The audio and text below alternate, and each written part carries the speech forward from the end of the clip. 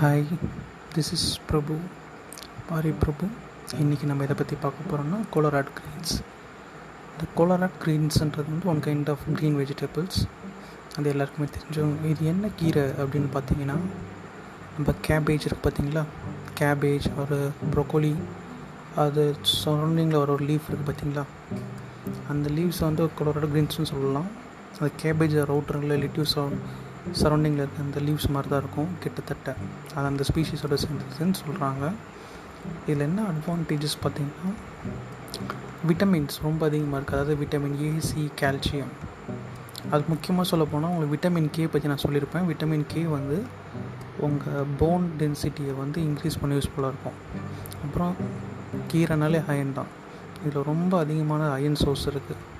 அப்புறம் மெக்னீஷியம், உங்கள் டீஹைட்ரேட் ஆகாமல் இருக்கிறதுக்கு ஒன்றாவது யூஸ் பண்ணுற மினரல்ஸ். Vitamin B6.